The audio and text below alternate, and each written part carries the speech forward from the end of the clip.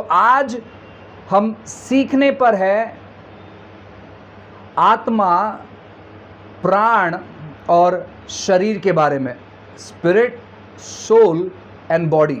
और मैं आपको कहना चाहता हूँ कि बहुत सारे लोग आत्मा, शरीर और प्राण के बारे में नहीं जानते हैं, उसी के वजह से बहुत सारी गड़बड़ी है, बहुत सारी परेशानी है।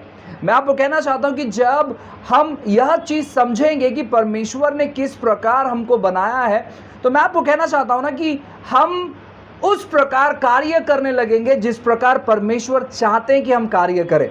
उदाहरण के तौर पर, अगर आपके घर में कोई भी गैजेट है, चाहे आपका मोबाइल फ़ोन हो या टीवी हो या और भी कुछ जो इलेक्ट्रॉनिक चीज़ होगी, फ्रिज हो या फिर फैन हो, वॉशिंग मशीन हो या जो भी बात आपके घर में रहेगा, हम उन चीज़ों को सही तौर पर इस्तेमाल करते हैं क्योंकि हमें उन चीज़ों की जानकारी है। अगर अगर उन चीज़ों की जानकारी हमें नहीं रहेगी, उदाहरण के तौर पर अगर आप कोई ऐसे देहाती गांव में चले जाते हो जहां पर कभी किसी ने कोई इलेक्ट्रॉनिक चीज़ों को नहीं देखा है और वहां पर इलेक्ट्रिसिटी नहीं है, लाइट नहीं है, बिजली नहीं है, और अगर आप उनको एक फ्रिज गिफ्ट करोगे तो मालूम है वो क्या करेंगे? वो उस फ्रिज को कोई अपने घर के सामान रखने के लिए इस्तेमाल करेंगे या अलग प्रकार के चीज़ों को इस्तेमाल करेंगे अलग तौर पर, क्योंकि उनको उन चीज़ों की जानकारी नहीं है।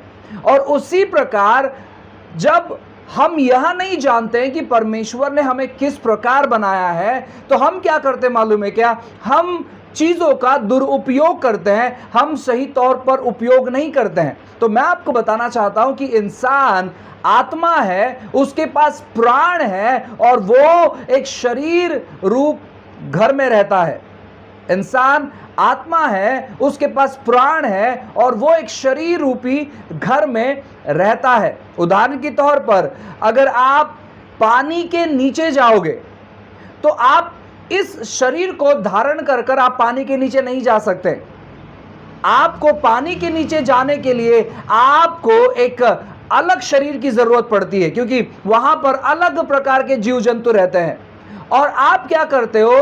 आप पानी के नीचे जाने के लिए आप क्या करते हो? आप एक अलग कपड़े को पहनते हो, एक अलग वस्त्र को पहनते हो, और वो वस्त्र जो है पानी के नीचे जिस प्रकार जो जीव जंतु रहते हैं उस प्रकार उनका शरीर है, उस प्रकार उन्हें ऑक्सीजन मिलता है, उस प्रकार वो सांसें ले पाते हैं पानी के नीचे। लेकिन हम जो पृथ्वी के ऊपर रहते हैं और उसीलिए हमें एक शरीर दिया गया है। और सेम उसी प्रकार अगर आप आसमान में जाओगे तो आप इस शरीर को लेकर जाकर वहां पर जीवित नहीं रह सकते। वहां पर आपको एक अलग प्रकार का वस्त्र चाहिए जिसे हम लोग स्पेस सूट कहते हैं।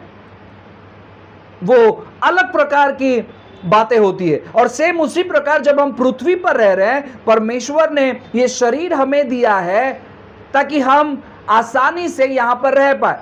असल में हम शरीर नहीं है, हम आत्मा है और हमारे पास प्राण है और हम जो है शरीर रूप घर में रहते हैं। तो इन चीज़ों को मैं जानता हूं कि थोड़ा सा समझना कठिन है, लेकिन मैं बहुत ही सिंपल तौर पर और बहुत ही आसान तौर पर आपको समझाना चाहता हूं। और मैं चाहता हूं कि आप इन चीज़ों को समझें, इन चीज़ों को जानें, इन चीज़ों पे गौर करें और आप इन चीज़ों को मनन करें।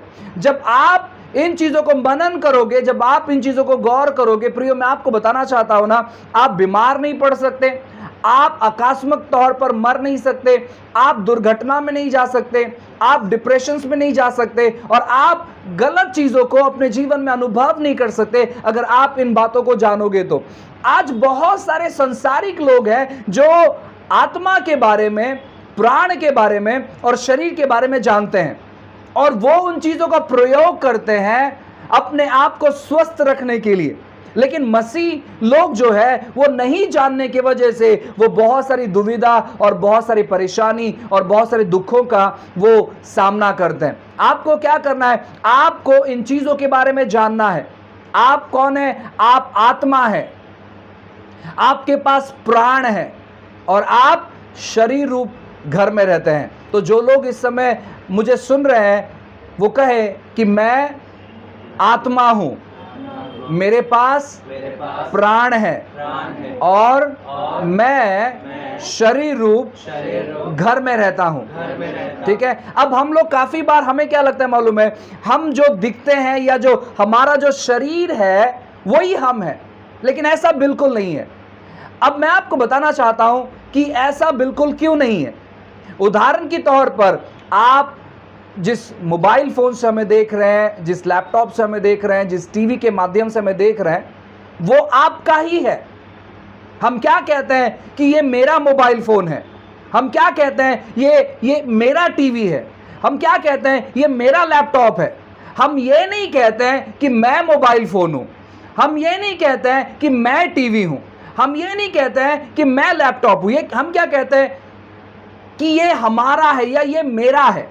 इसका मतलब है कि कोई तो व्यक्ति जिसका वो चीज है वो आज्ञा दे रहा है या वो कह रहा है कि यह अब मेरा है।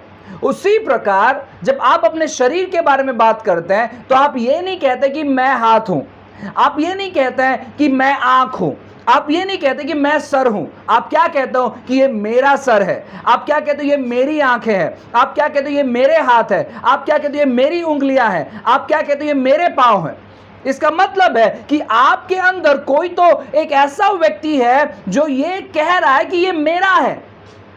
आप असल में आत्मा हो, जैसे कि परमेश्वर ने बनाया और परमेश्वर ने आपको प्राण दिया है और आप एक शरीर रूपी घर में रहते हो। आइए एक वचन पढ़ते हैं जो कि बहुत खूबसूरत वचन है, पहला तसल्लुकियों अध्याय 5। मैं चाहता हूं कि आप सभी लोग ध्यानपूर्वक सुने। पहला तसल्लुकियों अध्याय 5 और वचन 23। शांति का परमेश्वर आप ही तुम्हें पूरी रीति से पवित्र करे और तुम्हारी आत्मा और प्राण और देह हमारे प्रभु यीशु मसीह के आने तक पूरे पूरे और निर्दोष सुरक्षित रहे। ठीक है। बाइबल कहता है कि आत्मा, प्राण और देह, आत्मा, प्राण या तो फिर शरीर, आत्मा, प्राण और देह, इन बातों को आपको समझना चाहिए कि आत्मा, प्राण और शरीर ये किस प्रकार काम करते हैं और हम कौन से चीजों को महत्व देना चाहिए, किस प्रकार इन चीजों में हम सहभागी होना चाहिए। बहुतायत लोग अपने आत्मिक तौर पर बहुत कमजोर होने की वजह से वे शारीरिक तौर पर कमजोर है। अगर आप आत्मिक तौर पर बलवंत बन जाओगे तो मैं आपको बताना चाहता हूं ना, आप शारीरिक तौर पर बलवंत बन जाओगे। अगर आप शारीरिक तौर पर, काफी बार ऐसे होता है कि हम शारीरिक तौर पर कमजोर होते हैं लेकिन हम आत्मिक तौर पर बलशाली होते हैं। आप शारीरिक तौर पर कमजोर पड़ो कोई प्रॉब्लम नहीं है, लेकिन आपको आत्मिक तौर पर आपको शक्तिशाली बनना है, क्योंकि अगर आप आत्मिक तौर पर शक्तिशाली बनोगे तो जो शारीरिक तौर पर आपकी कमजोरी है आप बहुत जल्दी उस पर जय प्राप्त कर सकते हो। लेकिन अगर आप आत्मिक तौर पर कमजोर है और शारीरिक तौर पर अगर आप बलशाली है तो मैं आपको बताना चाहता हूं ना, आपके आत्मिक बढ़ोतरी में आपको बहुत वक्त लगेगा। इसलिए आपको आत्मिक तौर पर बढ़ोतरी करना बहुत जरूरी है। और एक वचन हम पढ़ते हैं, 3 यूहन्ना इसका वचन 2। हे प्रिय, मेरी यह प्रार्थना है कि जैसे तू आत्मिक उन्नति कर रहा है वैसे ही तो सब बातों में उन्नति करे और भला चंगा रहे। ठीक है।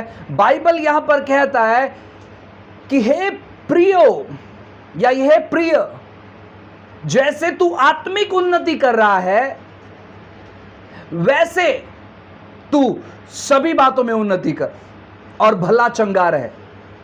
अगर आप आत्मिक उन्नति नहीं कर रहे हैं तो आप सभी बातों में उन्नति नहीं कर सकते और आप भला चंगा नहीं रह सकते। इसलिए आपको आपके आत्मा को खिलाना बहुत जरूरी है, आपके आत्मा को बढ़ाना बहुत जरूरी है, आपके आत्मा को मजबूत करना बहुत जरूरी है, आपके आत्मा में आपको प्रबल होना बहुत जरूरी है। और इसीलिए आज हम इन चीजों के विषय में सीखने पर है। मैं आपको बताना चाहता हूं, मैं पूरी तौर पर आपको कुछ ही मिनटों में या कुछ घंटे में पूरे डिटेल्स नहीं शेयर कर सकता, क्योंकि ये बहुत बड़ा विषय है, लेकिन जो बहुत महत्वपूर्ण विषय है, जो बहुत महत्वपूर्ण बातें हैं और जो सहज से समझी जाए, ऐसे मैं आपको सिखाना चाहता हूं, मैं आपको बताना चाहता हूं। सबसे पहली बात है आत्मा। बाइबल कहता है कि परमेश्वर आत्मा है, बाइबल कहता है कि स्वर्गदूत आत्मा है, बाइबल कहता है कि शैतान भी आत्मा है। और आपको मालूम है, परमेश्वर और जो शैतान है, ये दोनों भी जो व्यक्तित्व है, इनको शरीर की जरूरत है ताकि वो आकर अपने राज्य को बढ़ा पाए। परमेश्वर को भी शरीर की जरूरत है और शैतान को भी शरीर की जरूरत है। बिना शरीर के शैतान काम नहीं कर सकता है इस पृथ्वी पर। इसलिए वो क्या करता है, वो लोगों को ग्रसित करता है, वो लोगों को जबरन करता है।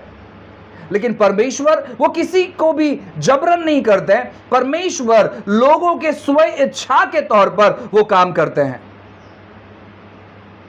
क्योंकि वो आत्मा है। और परमेश्वर ने भी आपको आत्मा के तौर पर बनाया है। आप असल में आत्मा हो, लेकिन आप इस पृथ्वी पर रहते हो, इसीलिए आपको शरीर दिया गया है। अब बात करते हैं कि आत्मा कैसे अपेक्षा करता है या आत्मा कैसे बढ़ोतरी करता है और हम आत्मा को कैसे बढ़ा सकते हैं। सबसे पहली बात, जो लोग उद्धार पाए हुए लोग हैं, जिन्होंने यीशु मसीह को अपने जीवन में ग्रहण किया, जिन्होंने अंगीकार किया कि यीशु ही परमेश्वर है, जिन्होंने हृदय से विश्वास किया उस पर कि वो हमारे लिए इस पृथ्वी पर आया, वो मारा गया, वो गाड़ा गया, वो पुनरुत्थित हुआ और वो वापस हमें लेने आने वाले हैं, तो मैं आपको बताना चाहता हूं उसने उद्धार पाया है। उद्धार पाना इसका मतलब है कि वह व्यक्ति अपने आत्मा के तौर पर नया हो गया है, उसका आत्मा नया हो गया है, उसका आत्मा नया हो गया है, जो आत्मिक तौर पर मर चुका था। आपको याद होगा, यीशु मसीह ने यानी परमेश्वर ने आदम से कहा था कि आदम तू ये फल नहीं खाना, क्योंकि जैसे ही तू ये फल खाएगा तो निश्चय तौर पर मर जाएगा। तो जैसे ही आदम ने फल खाया, वो मरा नहीं शारीरिक तौर पर, लेकिन आत्मिक तौर पर वो मर चुका था या उसका आत्मा मर चुका था। लेकिन जैसे ही हम यीशु को ग्रहण करते हैं, हमारा आत्मा उद्धार पाता है, हमारा आत्मा उद्धार पाता है, हमारा आत्मा पूरी तौर पर नया हो जाता है। लेकिन हमारा मन या हमारा प्राण और हमारा शरीर ये नया नहीं होता, इसको नया करना पड़ता है। लेकिन आपका आत्मा उद्धार पाया है, आपका आत्मा नया हो गया है, क्योंकि आपने यीशु को ग्रहण किया। अब आत्मा क्या अपेक्षा करता है या आत्मा कैसे बढ़ोतरी करता है मालूम है क्या? आत्मा केवल आत्मिक चीजों को अपेक्षा करता है या आत्मिक चीजों का मार्गदर्शन करता है। अगर आप विश्वासी हैं तो आपके आत्मा को स्तुति आराधना करना पसंद है, आपके आत्मा को प्रार्थना करना पसंद है, आपके आत्मा को वचन पढ़ना पसंद है, आपके आत्मा को परमेश्वर के जो प्रचार है वो सुनना पसंद है, आपके आत्मा को मध्यस्थी करना पसंद है, आपके आत्मा को उपास करना पसंद है, क्योंकि वो आत्मा है। जितनी भी आत्मिक बातें हैं जो परमेश्वर की बातों में बढ़ोतरी लाते हैं, वो सारी बातें आत्मा को पसंद है, वो सारी बातें आत्मा को पसंद है। आत्मा किसी भी प्रकार से शारीरिक चीजों की लालसाई नहीं करता है, वो केवल आत्मिक चीजों की लालसा करता है और वो यह सोचता है कि मैं बस परमेश्वर के उपस्थिति में रहना चाहता हूं। और ये आत्मा की अपेक्षा है। ये जो आपके अंदर आपका जो असल इंसान है, आपका जो असल व्यक्ति है, वो इसी प्रकार सोचता है। इसीलिए देखो, काफी बार हमारा मन हमसे लड़ाई करता है, हमारा मन हमसे संघर्ष करता है। तो आत्मा क्या करता है? आत्मा सारी आत्मिक बातों की अपेक्षा करता है, चाहे वो स्तुति आराधना हो, चाहे वो प्रार्थना हो, चाहे वो मध्यस्थी हो, वचनों को पढ़ना हो, सेवा करना हो, प्रचार करना हो, स्तुति आराधना करना हो, सुसमाचार सुनाना हो, किसी के लिए मध्यस्थी करना हो। ये सारी जो बातें हैं ये आत्मा की बातें हैं, और आत्मा इन चीजों को अपेक्षा करता है, इन चीजों को चाहता है। और जैसे ये चीजें हम आत्मा को देते चले जाएंगे, हमारा आत्मा बलवंत होगा। आज बहुत सारे लोग अपने शरीर की बातों पर मन लगाते हैं, अपने शरीर की बातों करते हैं, अपने शरीर को तृप्त करने के लिए। लेकिन मैं आपको बताना चाहता हूं, हम आत्मा को तृप्त करने के लिए बातें नहीं करते। क्यों नहीं करते? क्योंकि आत्मा कमजोर है। और आपको मालूम है कि आत्मा क्या करता है? मालूम है क्या? आत्मा इन चीजों को चाहता है। वो ज्यादा से ज्यादा बाइबल पढ़ना चाहता है, वो ज्यादा से ज्यादा प्रार्थना करना चाहता है, वो ज्यादा से ज्यादा उपवास करना चाहता है, वो ज्यादा से ज्यादा लोगों तक सुसमाचार लेकर जाना चाहता है। लेकिन हम वो चीज नहीं करते, क्योंकि हम आत्मिक तौर पर थोड़े कमजोर हो चुके हैं उसके वजह से। तो आपको क्या करना है? अपने आत्मा को बलवंत बनाना है, अपने आत्मा को बलशाली बनाना है। अब दूसरे नंबर पर है, वो है प्राण। प्राण सीधे हम कह सकते हैं उसका मतलब है मन, जहां पर हम विचार करते हैं, सोचते हैं, हम इच्छा करते हैं और हम भावनाओं को लेकर आते हैं। हमारी भावनाएं हमारे प्राण से जुड़ी हुई है, हमारी इच्छाएं हमारे प्राण से जुड़ी हुई है, हमारा मन जो है या माइंड हम कह सकते हैं वो हमारे प्राण से जुड़ा हुआ है। यहां से हम डिसीजंस लेते हैं, यहां से हम निर्णयों को लेते हैं। ये दूसरा भाग है। तीसरा भाग है हमारा शरीर। अब हमारा शरीर शारीरिक होने की वजह से हमारा शरीर केवल शारीरिक चीजों को चाहता है, जो चीज दिखाई देती है, चाहे वो खाना हो, चाहे वो गलत चीजों को देखना हो, चाहे वो पाप करना हो, या जो भी बातें हैं। शरीर केवल शरीर की बातों को चाहती है। और मैं आपको बताना चाहता हूं, हम इन बातों को नहीं समझने की वजह से ज्यादातर हम अपने शरीर को तृप्त करते हैं, हम अपने आत्मा को तृप्त नहीं करते हैं। हम अपने आत्मा को तृप्त नहीं करते हैं। क्यों? क्योंकि हम इन चीजों को नहीं जानने की वजह से। हमें मालूम है कि हमें प्रार्थना करना चाहिए, लेकिन आपको यह सबसे पहले जानना है कि आप एक आत्मा हो, आप शरीर बिल्कुल नहीं हो, आप एक आत्मा हो। आपका शरीर जो है वो अनंत काल तक नहीं रहेगा, यानी जो फ्लैश की मैं बात कर रहा हूं। अब इस समय जो आपका शरीर है वो वैसे ही अनंत काल तक नहीं रहेगा। जब पुनरुत्थान का समय होगा या जब पुनरुत्थान होगा, तो मैं आपको बताना चाहता हूं ना, अगर यीशु आने के लिए और देर करते हैं और अगर हम इस शरीर के तौर पर सो जाते हैं, तो जब यीशु हमें उठाएंगे पुनरुत्थान के समय, तो मैं आपको बताना चाहता हूं ना, यह शरीर नहीं रहेगा हमारा शरीर महिमा रूपी शरीर रहेगा। वो एक अलग प्रकार का शरीर रहेगा। अब जो शरीर है वैसा शरीर नहीं रहेगा, और इसीलिए उस शरीर में वो शारीरिक बातों की अभिलाषाएं नहीं रहेगी, वो शारीरिक चीजें नहीं रहेगी। लेकिन इस समय जैसे हम अपने शरीर में समय बिता रहे हैं, मैं आपको बताना चाहता हूं ना, हमारा शरीर जो है सारी शारीरिक बातों की अपेक्षा करता है, सारे शारीरिक चीजों को चाहता है, सारे शारीरिक बातों को चाहता है, सारा शारीरिक चीज करना चाहता है। और शरीर से आत्मा का एक्चुअली देखा जाए, हालांकि वचन कहता है कि आत्मा शरीर के विरोध में, शरीर आत्मा के विरोध में, लेकिन और एक व्यक्ति है बीच में। शरीर डायरेक्ट आत्मा के विरोध में नहीं है और आत्मा डायरेक्ट शरीर के विरोध में नहीं है। ये क्या करते मालूम है क्या? बीच में एक व्यक्ति है जिस पर ये दोनों भी चीज जो है ना प्रेशर लेकर आते हैं। उदाहरण के तौर पर आत्मा क्या करता है? आत्मा प्राण का इंस्ट्रक्शन चाहता है कि प्राण किस प्रकार की चीजों को करता है, क्योंकि मैंने आपको बताया कि वहां पर प्राण में इच्छा है, प्राण में भावनाएं हैं। प्राण जो है क्या करता है मालूम है क्या? वो चुनाव करता है आपका शरीर, उदाहरण के तौर पर अगर आपका शरीर ये कहता है कि बहुत भूख लगी है और खाना खाने की जरूरत है, लेकिन आपका आत्मा कहता है कि प्रार्थना करने की जरूरत है, काफी समय हो गया, 24 घंटा हो गया और इन 24 घंटे में तूने प्रार्थना नहीं किया, तो वो इंतजार क्या, ये दोनों भी चीज इंतजार क्या करता है मालूम है क्या? प्राण का इंतजार करता है कि प्राण किस प्रकार इंस्ट्रक्शंस देता है। अगर आप शारीरिक तौर पर या शरीर के तौर पर बलवंत है तो आपका शरीर आपके प्राण को कहेगा भूख लगा है और इसलिए खाना खाना बहुत जरूरी है, और आपका प्राण क्या करेगा मालूम है क्या? आपका प्राण इंस्ट्रक्शन देगा आपको कि आपको खाना खाना चाहिए, उसके बाद प्रार्थना करेंगे। और जब आप एक बार खाना खाकर तृप्त हो जाते हैं, आपको मालूम है कि उसके बाद आप कितना अच्छा प्रार्थना कर सकते हैं। उसके बाद आप सीधे आत्मा में प्रार्थना करते हैं, आप सीधे स्वर्ग में होते हैं, क्योंकि आपको नींद आती है और आप मानो कुछ नहीं कर सकते। उसके बाद आप फिर कहते हो कि एक काम करेंगे, अब थोड़ा देर हम आराम करेंगे और फिर उसके बाद हम प्रार्थना करेंगे। इंस्ट्रक्शंस किसने दिया? इंस्ट्रक्शंस प्राण ने दिया।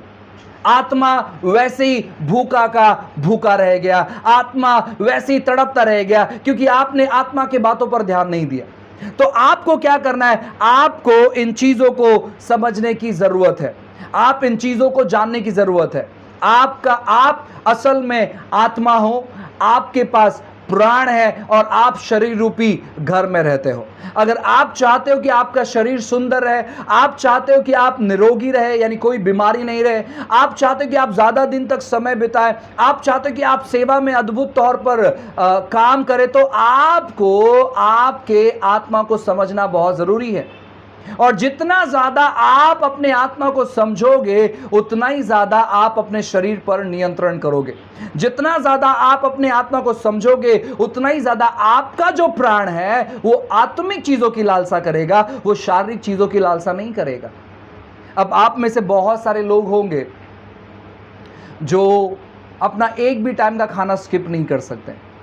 अगर आप एक टाइम का खाना स्किप कर दोगे, मानो पृथ्वी यहाँ की वहाँ हो गई, इस प्रकार आपका सिचुएशन है। यानी आप एक भी टाइम खाना स्किप नहीं कर सकते। क्यों नहीं स्किप कर सकते मालूम है? क्योंकि आपने अपने शरीर को आदत लगा ली है। क्यों आदत लगा लिया है? क्योंकि आप आत्मा के बारे में जानते ही नहीं है। लेकिन जब आप आत्मा के बारे में जानोगे कि असल में मैं आत्मा हूं और मुझे आत्मा को तृप्त करना है, मुझे आत्मा में बढ़ोतरी करना है, मुझे आत्मा को बलशाली बनाना है, ताकतवर बनाना है, ताकि वो मेरे शरीर पर नियंत्रण ले सके, तो मैं आपको बताना चाहता हूं ना, आप अधिक प्रार्थना करने वाले व्यक्ति रहोगे। आप क्यों नहीं प्रार्थना कर पाते मालूम है? क्योंकि आप अपने शरीर के कंट्रोल में है, आप अपने शरीर के नियंत्रण में है। और अगर आप अपने शरीर के नियंत्रण से बाहर आना चाहते हो तो आपको आत्मा को समझना बहुत जरूरी है। तो आप एक आत्मा है, आपके पास प्राण है और आप शरीर रूपी घर में रहते हैं। मैं आपको कहना चाहता हूं ना, जानवर जो होते हैं उनके पास शरीर होता है, उनके पास प्राण होता है, लेकिन उनके पास आत्मा नहीं होता है। इसीलिए वो अनंतकाली नहीं है। वो मर जाने के बाद उनका कोई नामो निशान नहीं है। जो भी जानवर है, हाथी से लेकर, घोड़े से लेकर, बिल्ली से लेकर, कुत्ते से लेकर, हर एक जानवर, उनके पास शरीर है और उनका प्राण है। उन्हें चोट लगता है, वो निर्णय लेते हैं, वो चुनाव करते हैं। अगर आप कोई कुत्ते को देखते हो, उसके सामने आप बिस्किट रखते हो, उसके सामने मटन रखते हो, वो निर्णय करता है कि क्या खाना है, क्योंकि उसके पास चुनाव करने की शक्ति है, लेकिन उसके पास आत्मा नहीं है। अब बहुत सारे लोग जो है ऐसे जानवरों से प्यार करते हैं, लेकिन इंसानों से प्यार नहीं करते। क्यों? क्योंकि वो आत्मिक चीजों को नहीं जानते। अब मैं ये नहीं कह रहा हूं कि आपको जानवरों से नफरत करना है। ऑब्वियसली हम हर एक लोग, बहुत कम लोग हैं जो जानवरों से प्यार नहीं करते हैं, लेकिन बाकी ऑलमोस्ट लोग जानवरों से प्यार करते हैं और करना भी चाहिए, क्योंकि परमेश्वर ने उनको निर्माण किया है, प्रभु ने उनको बनाया, और प्रभु ने जो चीज बनाया है उन सभी चीज से प्यार करना चाहिए। इसमें कोई गलत बात नहीं। लेकिन आप आत्मिक तौर पर जागृत नहीं होने की वजह से, आप शारीरिक होने की वजह से आपका व्यवहार जो है ज्यादातर शारीरिक होता है। क्यों? क्योंकि आप शरीर के बातों पर मन लगाते हो। इसलिए इन दिनों में बहुत जरूरी है कि आप आत्मा के बारे में जागृत हो जाए कि आत्मा क्या है, किस प्रकार प्रभु ने उसको निर्माण किया, किस प्रकार हम उसे नरिश करें, किस प्रकार उसे हम बढ़ाएं, किस प्रकार हम शक्तिशाली होते चले जाए। अब बहुत सारे लोग उनको वचन जब वो पढ़ते हैं, वचन उनको समझ में नहीं आता है। कारण क्या है? कि उनका आत्मा कमजोर है। कुछ लोग हैं जो ज़्यादा देर प्रार्थना नहीं कर सकते हैं। क्यों नहीं कर सकते हैं? क्योंकि उनका आत्मा कमज़ोर है। कुछ लोग हैं जो उपवास नहीं कर सकते हैं। क्यों नहीं कर सकते हैं? आत्मा कमज़ोर है। कुछ लोग हैं जो लगातार तौर पर सभाओं में और चर्च नहीं आना चाहते। क्यों नहीं आना चाहते हैं? आत्मा कमज़ोर है। कुछ लोग आत्मिक चीज़ों में उनकी कोई रुचि नहीं है। क्यों नहीं है? क्योंकि आत्मा कमज़ोर है। कुछ लोग आत्मिक तौर पर कुछ नहीं करते हैं। वो कहते हैं दूसरे कर रहे, करने दो, मुझे बस जो चीज़, चाहे मेरा फैमिली हो या मेरा बिजनेस हो या मेरा काम हो, मुझे वही देखना है। क्यों वो ऐसी बात करते हैं? क्योंकि वो शारीरिक तौर पर शक्तिशाली है, बलवंत है, लेकिन आत्मिक तौर पर वो वीक है, वो कमज़ोर है, और उसी की वजह से वो जान नहीं पाता। और मैं आपको बताना चाहता हूँ ना, ऐसे लोग पृथ्वी पर जन्म भी लेते हैं, ऐसे लोग मर भी जाते हैं, लेकिन उनका कोई नामो निशान नहीं रहता है, क्योंकि वो आत्मिक तौर पर बढ़ोतरी नहीं करते। लेकिन जो व्यक्ति आत्मिक तौर पर बढ़ोतरी करता है, मैं आपको बताना चाहता हूं ना, वो अपने जीवन में एक छाप छोड़कर जाता है, और काफी सारे लोग उस छाप को देखकर वो अपने जीवन में आगे बढ़ते हैं, प्रोत्साहित होते हैं, उत्साहित होते हैं। तो मैं आपको कहना चाहता हूं कि आप एक आत्मा हो। आप आत्मा होने की वजह से आप बीमार नहीं पड़ सकते। आपका शरीर बीमार पड़ता है, लेकिन आपका आत्मा बीमार नहीं पड़ता है। आप आत्मा होने के वजह से आप, ये कहने के लिए बहुत बड़ी बात है, लेकिन मैं आपको बताना चाहता हूं ना, आप कहीं भी ट्रैवल कर सकते हैं। आत्मिक क्षेत्र में, आत्मिक दुनिया में, और इसको लोग अनुभव कर रहे हैं, शारीरिक लोग अनुभव कर रहे हैं, शारीरिक तौर पर। तो सोचो, जब आत्मिक लोग इन रहस्यमय चीजों को जब जानने लगेंगे, अनुभव करने लगेंगे, तो क्या होगा? क्योंकि पौलुस एक जगह पर ऐसे कहता है कि मैं एक व्यक्ति को जानता हूं जो तीसरे स्वर्ग तक जाकर आया है। वो शरीर में नहीं है। इन चीजों को समझना थोड़ा कठिन है, लेकिन जब आप आत्मिक रल में चले जाओगे, आत्मिक बातों पर केंद्रित रहोगे, मैं आपको कहना चाहता हूं ना, आप अद्भुत रास्ते को अनुभव करोगे, अद्भुत चीजों को अनुभव करोगे।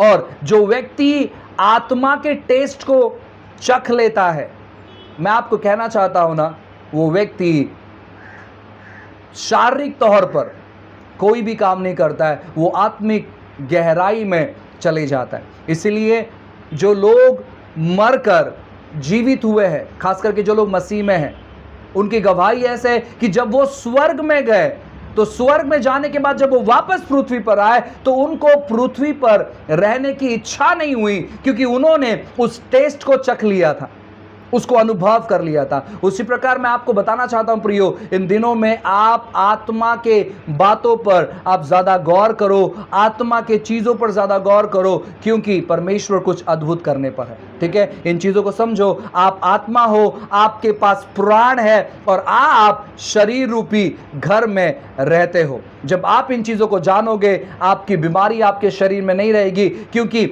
आप शारीरिक मनसा में नहीं रहोगे, आप शारीरिक मानसिकता में नहीं रहोगे, आप आत्मा की मानसिकता में रहोगे। और आपका जो आत्मा, जो चंगा आत्मा है, वो आपके शरीर को कहेगा कि तू बीमार नहीं पड़ सकता, और आपका आत्मा आपको चंगाई देगा। बाइबल कहती है कि तुम्हारे अंदर से जीवन का जल का सोता बहेगा। तुम्हारे अंदर से, स्वर्ग से नहीं, तुम्हारे अंदर से। ये तो मैं ये कहना चाहूंगा कि स्वर्ग तुम्हारे अंदर है, और वहां से तुम्हारा आत्मा, तुम्हारा स्वर्ग है, और तुम्हारे अंदर से परमेश्वर वो सोता बहाना चाहता है तुम्हारे शरीर में, ताकि तुम्हारा शरीर पूरी तौर पर चंगा रहे। और इसीलिए यीशु मसीह को जो लोग छूते थे वो चंगे हो जाते थे, प्रेरित लोगों को जो छूते थे वो चंगे हो जाते थे, क्योंकि वो आत्मिक तौर पर जागृत हो चुके थे। आत्मिक तौर पर जागृत हो चुके थे और उसी की वजह से परमेश्वर अद्भुत चीजें उनके जीवन में कर रहा था। ठीक है, हम ये पहला भाग यहाँ पर ख़त्म करेंगे और अगले हफ्ते से बहुत ही डिटेल तौर पर चीज़ों को हम जानना चालू करेंगे। आइए हम प्रार्थना करते हैं। पिता परमेश्वर, फिर एक बार प्रभु यीशु मसीह के नाम से हम आपके पास आते हैं। प्रभु, आपने अनुग्रह किया, कृपा किया, दया किया, इसलिए हम धन्यवाद देते हैं। प्रभु, हम सारी आत्मिक बातें, आत्मिक चीज़ें इनके जीवन में कहते हैं प्रभु जी। यीशु के नाम से प्रभु जी हम प्रार्थना करते हैं, आपकी भलाई, आपकी अच्छाई को देखने के लिए मदद कर प्रभु जी। प्रभु, इनके आत्मा में जागृता कहते हैं परमेश्वर राजा। प्रभु, इनके आत्मा में जागृता कहते हैं प्रभु जी।